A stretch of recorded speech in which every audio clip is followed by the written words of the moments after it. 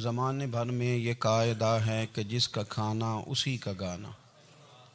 حضرت حکیم الامت فرماتے ہیں کہ زمانے بھر میں یہ قاعدہ ہے کہ جس کا کھانا اسی کا گانا، تو جن کا ہم کھا رہے ہیں انہی کے پھر گیت ہم گا رہے ہیں۔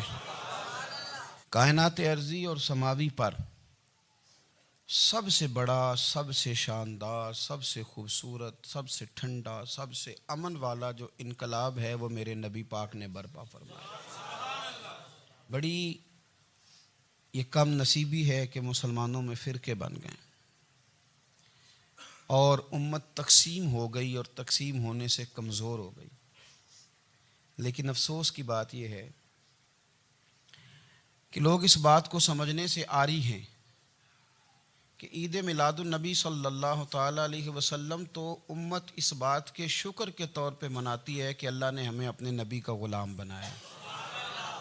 آؤ میں تمہیں مسلم شریف پڑھ کے سناتا ہوں، اور راوی بھی وہ بندہ جو ہر وقت حضور کے قریب رہتے تھے، حضرت انس بن مالک رضی اللہ تعالیٰ۔ آپ فرماتے ہیں مجھے وہ دن بھولتا ہی نہیں، میں بھلا سکتا ہی نہیں جس دن میرے نبی پاک مکے سے ہجرت کر کے مدینہ طیبہ تشریف لائے۔ حضور اس دن کیا ہوا تھا؟ تو حضرت انس بن مالک فرماتے ہیں ساری بیبیاں چھتوں پہ چڑھ گئیں، ساری عورتیں اپنے اپنے کام میں مصروف ہوتی ہیں، کوئی کسی وجہ سے چھت پہ چڑھ جائے تو چڑھ جائے، ساری کٹھی تب بھی چڑھتی ہیں جب گلی میں کچھ اور ہو، جب کوئی انوکھی بات۔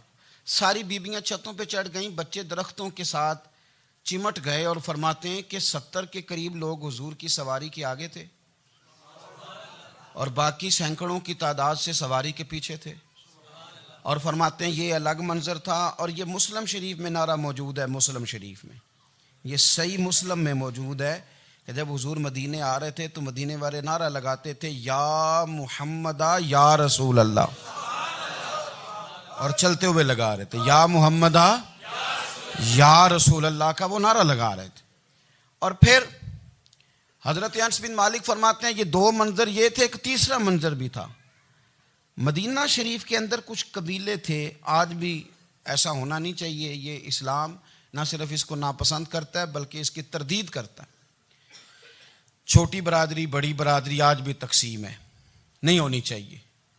عرب کے اندر بھی تقسیم تھی، کچھ قبیلوں کو چھوٹا جانتے تھے، کچھ کو بڑا جانتے تھے۔ ایک قبیلہ تھا بڑا قبیلہ، بنو نجار کا، چودھریوں کا قبیلہ، سیٹھوں نوابوں کا قبیلہ، بڑے لوگوں کا قبیلہ۔ اس قبیلے کی بیٹیاں ایک کونے میں دف لے کے بیٹھ گئیں۔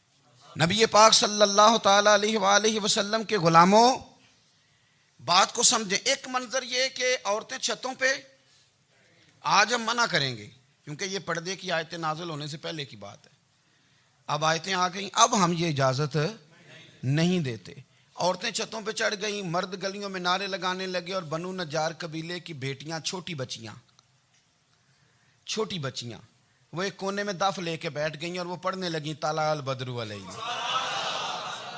اب تو میلاد غریبوں میں رہ گیا ہے، ہمارے یہاں فیشن ہو گیا ہے، جب حالات خراب ہوتے ہیں تو لوگ برکت کے لیے میلاد کراتے ہیں، اور جب امیر ہو جاتے ہیں پھر انہیں میلاد کے جائز ہونے کی دلیل ہی کوئی نہیں ملتی، پھر وہ یہ فیشن ہے۔ بندہ تھوڑا سا پڑھ جائے نا دو چار چیزیں تو ہر چیز کو غلط کہنا اس کی طبیعت ہوتی، پھر یہ فیشن ہے کہ میری سوسائٹی نہیں ہو گئی، کتابیں نہیں ہو گئیں، فرنیچر نیا ہو گیا، دوست نئے ہو گئے، تو مذہب وہی پرانا۔ اوئے ہوئے کوئی ترقی کرنی چاہیے، پھر وہ ترقی کرتے ہیں بیچارے، اور جن کی پیچھے 10 نسلیں اور 50 نسلیں میلاد مناتی آنے کو اتنی دلیل کوئی نہیں ملی، سبحان اللہ۔ جن کی دادی وضو کر کے کھیر پکاتی تھی 11ویں کی، جب امیر ہو جاتے ہیں تو انہیں 11ویں پکانے کی دلیل ہی نہیں ملتی۔ اب آپ امیر ہو گئے میرے بھائی، آپ کا فیشن ہے، یہ طبیعت کا حصہ ہے۔ آپ چاہتے ہیں کہ میں وہ کام کروں جو درویش لوگ، سادے لوگ نہیں کرتے۔ تم اپنے معاملات کو بچانے کے لیے نعرے لگاؤ تو تمہارے پاس ساری دلیلیں ہیں، لیکن یہ تمہارا نصیبہ ہے کہ تم جھوٹوں کے نعرے لگاتے ہو، لیکن یہ غریبوں کا نصیبہ ہے کہ میلاد والے رسول کا نعرہ لگاتے، یہ غریب کا حصہ ہے۔ لیکن وہ بنو نجار کی بچیاں غریب نہیں، امیر گھرانے سے تھیں۔ انہوں نے جو بات کی اس کو حفیظ جلندری نے لکھا۔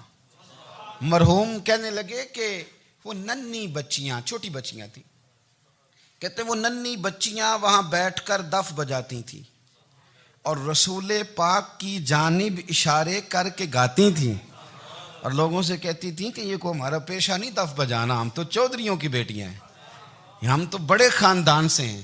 وہ ننھی بچیاں جو بیٹھ کر وہاں دف بجاتی تھیں، رسول پاک کی جانب اشارے کر کے گاتی تھیں اور کہتی تھی ہم ہیں بچیاں نجار کے عالی گھرانے کی، خوشی ہے آمنہ کے لال کے تشریف لانے، ہمیں بڑی خوشی ہے آمنہ کے لال کے، خوشی ہے آمنہ کے لال کے، خوشی ہے آمنہ کے لال کے، ہمیں خوشی ہے آمنہ کے لال کے تشریف، خوشی ہے بس آمنہ کے لال کے تشریف۔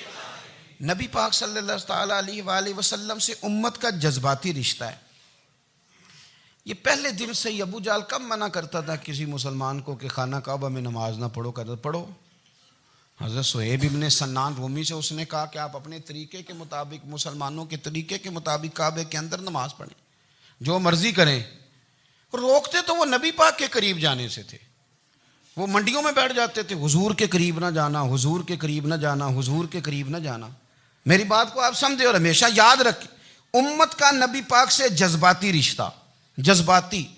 یہ جو رسول اللہ کی امت ہے یہ گناہگار ہو سکتی ہے پر اپنے نبی کی غدار نہیں ہوتی۔ میں آپ کو صحیح کہہ رہا ہوں۔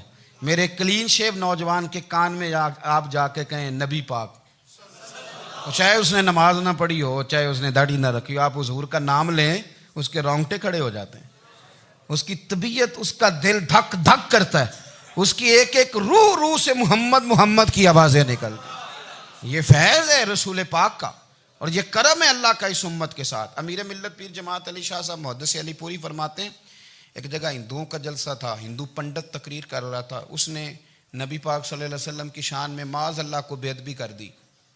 مسلمان تھے ہی نہیں، ایک مسلمان تھا، وہ ملنگ نہیں ہوتے دوری ڈنڈے والے، اس کے پر رنگین ڈنڈا تھا، وہ کہیں دور بیٹھا تھا،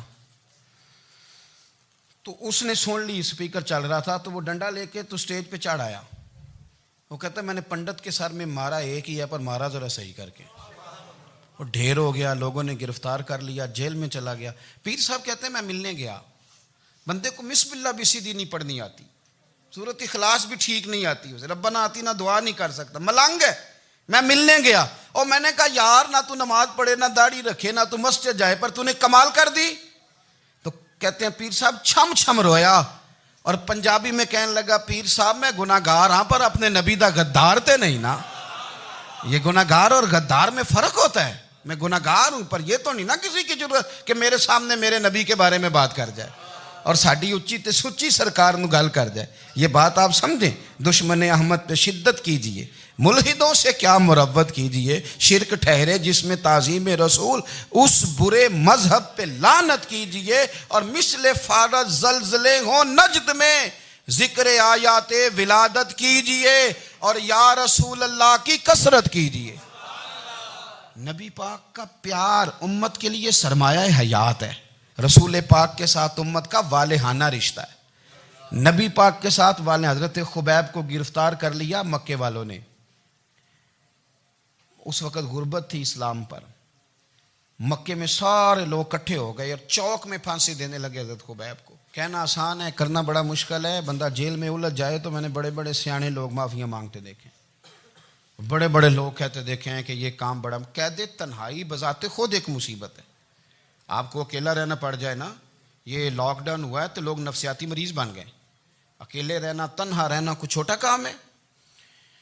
حضرت خبیب اکیلے اور مکے کا دور اور چاروں جانب کافر، اور چوک میں جب پھانسی پہ لٹکایا جانے لگا تو ابو سفیان بولے اور بول کے کہنے لگے یار بندہ کوئی کام کر کے بڑا پچھتاتا بھی ہے کہ یار نتیجہ کیا نکلا، تو معاذ اللہ آپ کا بھی نتیجہ تو پھانسی ہے، تو آپ کا کیا خیال ہے؟ یہ آپ یقین کریں کہ لوگ صحیح صحیح ساتھ چلتے ہیں، تھوڑی سی دشواری اٹھانی پڑ جائے تو کہتے ہیں میں گاڑی ٹھیک تھا، پر انہی پتھروں پہ چل کے اگر آ سکو تو آؤ، میرے گھر کے راستے میں کوئی کہکشاں نہیں ہے۔ لوگ نا میٹھا میٹھا کھانا چاہتے ہیں، تھوڑا کڑوا آ جائے تو مصیبت بن جاتی ہے۔ کہتے ہیں سارے فلانے سے پیار کریں گے تو میں کروں گا، سارے مخالفت بھی کریں گے تو ہم انشاءاللہ پیار ہی کریں گے۔ یہ کیا بات ہوئی کہ ہم زمانے کا رنگ دیکھ کے چلیں گے؟ اب بعض لوگ پچھتا رہے ہوتے ہیں، حضرت خبیب سے کہا، ابو سفیان نے ابھی کلمہ نہیں پڑھتے تھے، کہنے لگے تو اس وقت پھانسی پہ لٹک رہا ہے اور تیرے نبی مدینے میں اور آرام میں، اور ان کے صحابہ آرام میں، اہل بیت گھر میں، تیرے ذہن میں اگر اس وقت یہ بات ہو کہ اس وقت تیری جگہ پہ وہ ہوتے معاذ اللہ، تو پھر کیا ہوتا؟ مجمع غیروں کا، علاقہ غیروں کا، یہ ٹائم آیا تھا اب نعرہ رسالت لگانے کا، اب ٹائم آیا حضرت خبیب نے نعرہ رسالت لگانا ہے، پر لگانا کس طرح ہے کہ کافر یاد رکھیں۔ حضرت خبیب سے کہنے لگے اگر تیری جگہ حضور ہوتے تو پھر تیرا کیا خیال ہے معاذ اللہ؟ تو حضرت خبیب کہنے لگے تم ابھی بھی نہیں سمجھے؟ ٹھیک ہے میں مکے میں اکیلا ہوں، سارے لوگ مدینے میں ہیں، پر میں پچھتا نہیں رہا، میں تو فخر کر رہا ہوں، میں فخر کر رہا ہوں اس لیے کہ چوری کر کے جان نہیں دے رہا، مدینے والے کی عزت پہ جان دے رہا ہوں، میں فخر کر رہا ہوں۔ فرمایا سن، تو کہتا ہے تیری جگہ حضور ہوتے اور تم انہیں یہاں معاذ اللہ پھانسی پہ لٹکاتے۔ فرمایا سن، میں تو یہ بھی پسند نہیں کرتا کہ میں گھر میں بیٹھا ہوں اور میرے نبی کو ہلکا سا کانٹا بھی چبھ جائے، ہمارا اپنے نبی سے محبت کا رشتہ ہے، ایک کانٹا بھی حضور کے قدم مبارک میں چبھے ہمیں برداشت۔ مجمع ان کا تھا، نعرے لگ رہے تھے، ہم نے مسلمان پکڑ لیا، لیکن حضرت خبیب نے اکیلے، اللہ کرے آپ کو میری بات کی سمجھ آئے، اللہ کرے آپ کو سمجھ آئے، اکیلے جب پھانسی کے تختے کے قریب نعرہ لگایا نا کہ میں تو کانٹا بھی نہیں چبھنے دوں گا اپنے نبی کو، اب سارے ہار گئے۔ اب اس ایک جملے نے نا ان کو شکست خوردہ کر دیا، اب بول کچھ نہیں سکتے تھے، گردنیں جھک گئیں، اور جب سناٹا چھایا تو ابو سفیان ساتھ والے سے کہنے لگا باقی ساری باتیں اپنی جگہ پر ہیں، پر اصحاب محمد سے پیار تو بڑا ہی کرتے ہیں نا، اور وہ کچا رنگ للاری والا جیڑا چڑھ دا تے لیندا رہندا، اے عشق تیرے دا رنگ محمد چڑھ جائے پھر نہیں لیندا۔ کہا یار پیار تو یہ کرتے ہیں نا، اس میں کوئی شک والی بات، اس پیار سے کافر ڈرتا ہے۔ نبی پاک کے ساتھ جذباتی وابستگی، حضور کے ساتھ غلاموں کا جذباتی رشتہ، اور نبی پاک صلی اللہ تعالی علیہ وسلم کی آمد پر تشکر کے جذبات۔ امام رازی نے لکھا ہے کہ حضرت موسیٰ کلیم اللہ علیہ السلام نے تورات کی تختیوں کے اندر ایک امت کا ذکر پڑھا کہ جو امت گناہ کا ارادہ کرے گی تو گناہ لکھا نہیں جائے گا جب تک کر نہ لے، اور نیکی کا ارادہ کرے گی تو رب ان کی نیکی لکھ دے گا، اور جب وہ کر لے گی تو اللہ 10 گنا اجر عطا کرے گا، اور وہ ایسی امت ہوگی کہ جن کے چہرے قیامت کے دن نور کی طرح چمکیں گے، اور وہ امت ہوگی جن کی اللہ تعالیٰ زمین ساری پاک فرما دے گا، جہاں نماز پڑھیں گے نماز ہو جائے گی۔ یہ تذکرے پڑھ کے تو حضرت موسیٰ کلیم عرض کرنے لگے اللہ یہ امت میری بنا دے، تو رب کریم نے فرمایا کہ موسیٰ نہیں، یہ تو میرے محبوب کی امت ہے، فرمایا یہ تو میرے نبی پاک کی امت، حضور کی امت۔ اللہ اکبر۔ حضرت موسیٰ معمولی آدمی نہیں، وہ جلیل القدر پیغمبر ہیں جن کا قرآن کے ہر سپارے میں تذکرہ ہے، کہیں واضح طور پہ کہیں اشارتاً، ہر پارے میں۔ اور حضرت موسیٰ اللہ کے وہ نبی ہیں جو رب سے ڈائریکٹ باتیں کریں کوہ طور۔ کہا اے موسیٰ یہ امت تو میرے نبی کی ہے، تو حضرت موسیٰ علیہ السلام عرض کرتے ہیں، امام رازی نے لکھا ہے، کہتے ہیں اے اللہ پھر مجھے اپنی نبی کی امت میں شامل کر۔ او یار ہمیں لوگ کہتے ہیں میلاد نہ مناؤ، جس امت میں آنے کے لیے حضرت موسیٰ نے دعا مانگی، جس محبوب کی غلامی کے لیے، ہمیں تو دعا بھی کوئی نہیں مانگنی پڑی، اللہ نے فضل سے ہی مدینے والے کا غلام بنا دیا۔ تو ہم حضور کے تذکرے نہ کریں، ہم تشکر نہ کریں، ہم نبی پاک صلی اللہ تعالی وسلم کی نعت نہ پڑھیں، ہم حضور کے آنے پر جشن کا اظہار نہ کریں، ہر وہ جائز طریقہ جس سے اظہار خوشی ہو سکے وہ میلاد پہ کرنا چاہیے، اور اس کے لیے اسباب بنانے چاہیے۔ امت کا ایک جذباتی انداز ہونا چاہیے نبی پاک کے ساتھ، ایک وارفتگی، ایک ذوق، ایک طبیعت کے اندر وجدان۔ نعرہ مطلب اس طرح نہ ہو کہ بس چل رہا ہے کام، میں نہیں ہوں قائل، میں کہتا ہوں پہلے تو کوئی لگائے نا، اور پھر نعرہ جب لگتا تھا نا تو مسلمانوں کے یہاں نعرہ لگتا تھا تو بڑے بڑے لوگ کانپ جاتے تھے۔ صوفیاء نے لکھا ہے کہ حضرت عمر نے جب کلمہ پڑھا نا تو 39 بندے کلمہ پڑھتے تھے، تو نبی پاک نے رات کو دعا مانگی، اے اللہ عمر کو مسلمان کر کے اسلام کو عزت دے۔ حضرت عمر سویرے آ گئے، میں وہ تفصیل میں نہیں جاتا، بات لمبی۔ حضرت عمر جب آئے نا اور انہوں نے آتے جب کہا نا کہ میں کلمہ پڑھنے آیا ہوں، تو حضور اتنے راضی ہوئے کہ نبی پاک نے کہا اللہ اکبر، تو صحابہ نے نعرے لگائے اللہ اکبر اللہ اکبر، یعنی 40 لوگ مسلمان ہوئے تو نعرے لگے ہمارے صوفیاء کہتے ہیں حضرت عمر کے آنے پر جب نعرے لگے تو بتاؤ کہ وہ تو نعرہ تکبیر لگا، نعرہ رسالت کیوں نہیں لگا؟ تو کہتے ہیں گویا ہمیں حضور نے یہ سمجھایا ہے، حضور کے اشاروں نے سمجھایا ہے کہ میں اب اپنے نعرے خود تو نہیں نہ لگاؤں گا، میں نے تو اللہ اکبر کہہ دیا، عمر آ گیا ہے میرے نعرے لگاتا رہے گا، اب نعرے لگیں گے۔ حضرت عمر نے پہلے دن ہی کہا کہ حضور آپ سچے رسول ہیں تو چھپ چھپ کے نماز کیوں پڑھیں؟ شروع ہو گئے نعرے، حضور آپ سچے ہیں تو چھپ چھپ کے نماز کا کیا معنی ہو؟ تو حضور نے فرمایا تیرا کیا ارادہ ہے؟ حضور سارے نہیں، ایک میں ایک امیر حمزہ، ایک لائن کے آگے وہ لگ جائے، ایک کے آگے میں لگ جاؤں، اور باقی مسلمان جتنے ہیں کل 40 تھے، پیچھے 18 19 بچیں گے، تو ایک لائن میں وہ ہو جائیں، ایک میں آگے ایک میں امیر حمزہ ہو، ایک میں ہوں، تو دیکھ لیتے ہیں یہ ہمیں نماز کیسے نہیں پڑھنے دیتے۔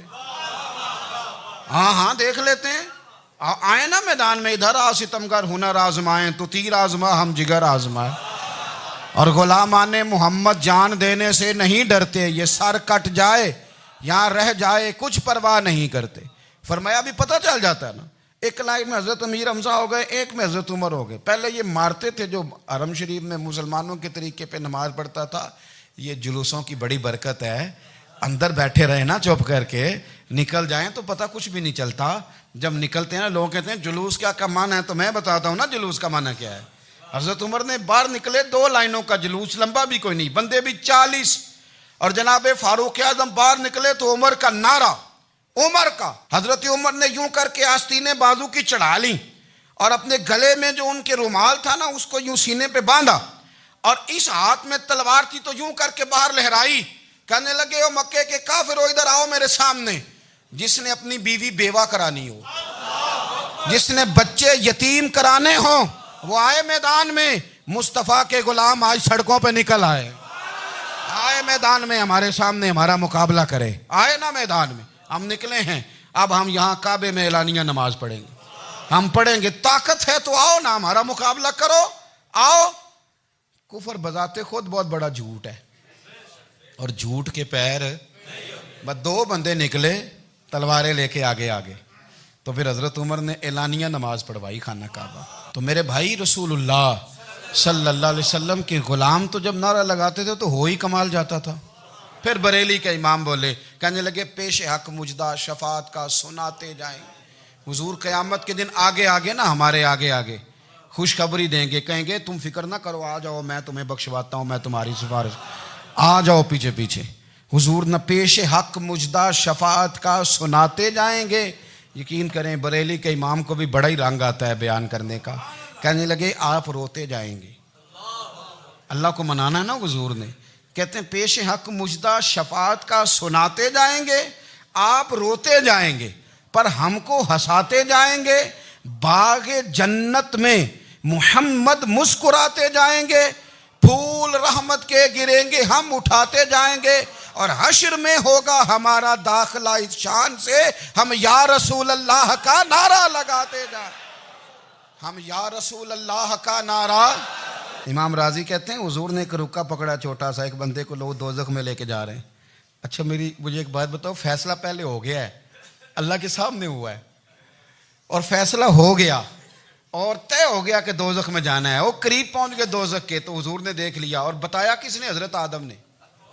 حضرت آدم کہنے لگے حضور وہ آپ کے غلام کو دوزخ میں لے جا رہے ہیں۔ نبی پاک آگے گئے، کیا پڑھتے ہیں ہمارے بھائی؟ حضور نے مجھے ان سے چھڑا کے چھوڑ دیا۔ نبی پاک صلی اللہ علیہ وسلم آگے گئے، فرمایا ادھر آؤ، کہاں لے کے جا رہے ہو؟ اللہ کے سامنے فیصلہ ہوا ہے نا، فرشتوں نے کیا ہے نا، فرشتے کو کسی سے بددیانتی تو نہیں نہ کرتے، فرشتوں نے جو کیا ٹھیک کیا ہے نا، کیوں لے کے جا رہے ہو؟ سونے گناہ زیادہ ہیں، نیکیاں تھوڑی ہیں، فرمایا میرے سامنے تولو۔ کسی فرشتے نے نہیں کہا کہ سونے معاذ اللہ ہم کو بے ایمان ہے، ہماری کوئی سے زد چل ساڈا کو بننا سان جائے دے نال، بھائی میرا مطلب ہے صحیح تولا ہے، فیصلہ ہے، فرمایا دوبارہ تولو۔ گویا رب بھی فرماتا ہے جیسے میرا محبوب کہتا ہے ویسے ہی کر، اور کوئی نہیں دوبارہ تول لو، کوئی حرج نہیں، تولو نہ دوبارہ۔ فرشتے دوبارہ آئیں گے، انہوں نے دوبارہ تولا، ایک پلڑے میں نیکیاں ایک پلڑے میں گناہ۔ اب وہ گناہ پھر زیادہ نکلے تو نبی پاک نے نا جیب سے اتنا سا روکا نکالا، روکے کا بھی کوئی وزن ہوتا ہے، وہ حضور نے نیکیوں کے پلڑے میں رکھ دیا، نیکیاں بڑھ گئیں۔ فرشتے بھی چپ کر گئے. چلو بھائی جنت میں. میری طرح کا تھا نا پتہ سارا ہے سردار نے کیتی ہے, پتہ تو تھا نا اسے من آنم کے من دانم, تو سیدھا حضور کے قدموں سے جا لگا.